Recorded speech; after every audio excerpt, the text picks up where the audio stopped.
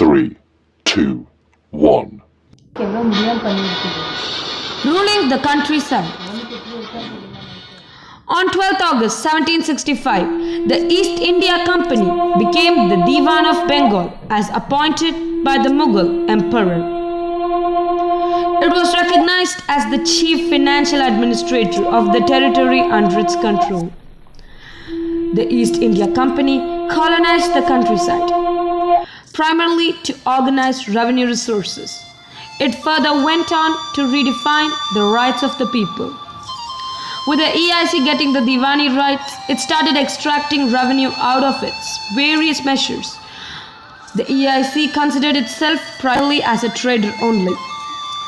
Today, I'm going to say some of the points, some of the most important events of British ruling the countryside which changed the course of Indian history.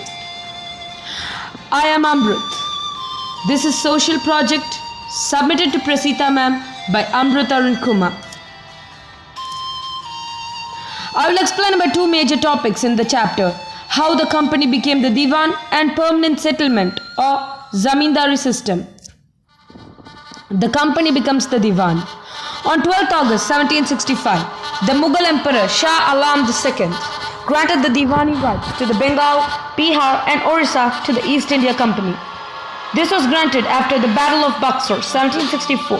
This was signed by Shah Alam II and Robert Clive. Then the company became the chief financial administrator of Bengal. The company had to think and plan the organization of Bengal in such a way that it could earn maximum profit out of the territory, profits that could be used to finance their business and wars. As a foreign power, the company realized that it needs to manage the local rulers in India's villages because they were respected by the locals and removing them might anger the common people. Although the company had become the ruler of Bengal, it continued to work like a trader and did not set up any regular system of assessment and collection. So by 1770, within 5 years of it becoming the ruler of Bengal, the price of goods bought by the company doubled. This brought great profits for the company. Earlier, it had to import precious metals such as gold and silver from Britain to buy goods from India for export to Europe. But after it became the Diwan of Bengal, it started using revenues from Bengal itself to buy its goods. But the economy of Bengal suffered deeply. Peasants were unable to pay the dues and artisans' production fell because the company bought the artisan goods at very low prices by force. As a result of such exploitative practices and high prices, there was a famine in Bengal in 1770 that killed 10 million or roughly 1 crore people, a third of Bengal's population. Permanent settlement or Zamindar system. The permanent settlement of Bengal was brought into effect by the East India Company headed by General Lord Cornwallis in 1793. This was basically an agreement between the company and the Zamindars to fix the land revenue. First enacted in Bengal and Orissa, this was later followed in the northern Madras Presidency and the district of Varanasi. Cornwallis thought that this system inspired the prevailing system of land revenue in England, where the landlords were the permanent masters of their holdings and they collected revenue from the peasants and looked after their interests. He envisaged the creation of hereditary class of landlords in India. This system was also called the Zamindari system.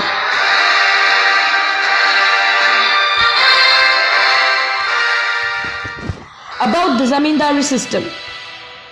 Zamindari system was introduced by Lord Cornwallis in 1793 through the Permanent Settlement Act. It was introduced in the provinces of Bengal, Bihar, Orissa and Varanasi. Also known as the Permanent Settlement System, Zamindars were recognized as the owners of the lands. Zamindars were given the rights to collect the rent from the peasants. While the Zamindars became the owner of the land, the actual farmers became the tenants. The tax was to be paid even at the time of poor yield. The tax was to be paid in cash. Before introducing the system, the tax could be paid in any kind. The realized amount would be divided into 11 parts. 11th of the share belongs to the Zamindar and 10/11th of the share belongs to the East India Company. Issues with the Zamindari system. For the cultivators in village, the cultivators found the system oppressive and exploitative as the rent that paid The zamindars were very high, while his right on the land was quite insecure. The cultivators often had to take loan to pay rents, on failing to pay the rents. They were evicted from the land. For the zamindars, the revenue had been fixed so high that the zamindars found it difficult to pay, and those who failed to pay lost their zamindari.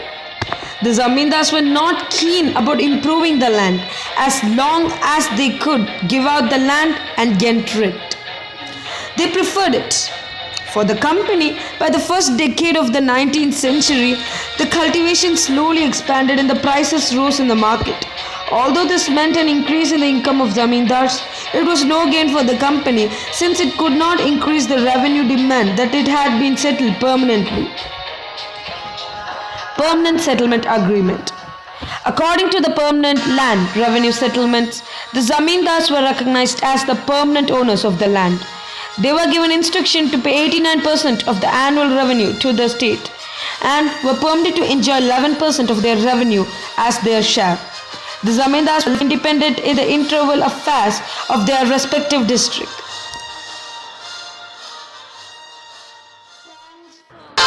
Thanks for watching. Hope you enjoyed it.